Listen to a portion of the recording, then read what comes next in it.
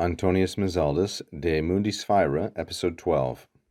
Non imbres alarent terras nonae queraventi, non pelagus fanteis nextaret sume per omnes, par semper parteis aequo digesta parente.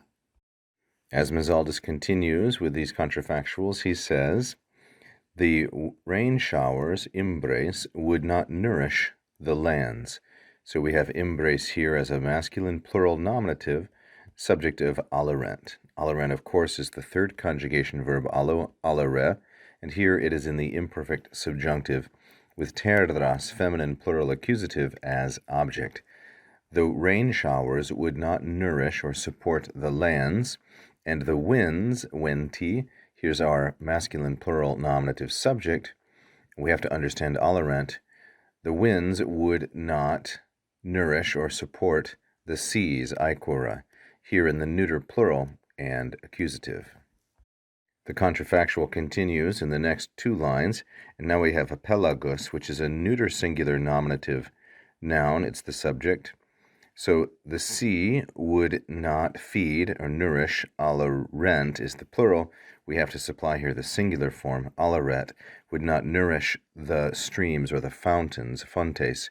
We have here in fontes, omnes, and partes, we have an alternative spelling, eis, which is the equivalent of es, like so, for the accusative plural in the third declension. So that may be a difference in orthography, something that we have to get used to, but it's pretty straightforward. The sea would not feed its fountains, and the whole thing, summa, here as the new subject of the next clause, feminine singular nominative, the whole thing, the whole of it, the sum of it, would not be consistent, would not be par, would not stand equal, per omnes partes, through all its parts. Distributed, digesta, or put in place, by a just father, an aequo parente. So let's look at the grammar here a little more closely so that we not be confused.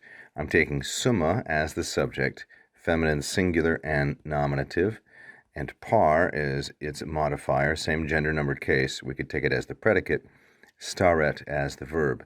So the whole of it, the sum of it, would not consist of something fair or just or equal. It would not stand in a good place, you might say, per omnia partes, always in all of its capacities or in all of its regions, per omnes partes.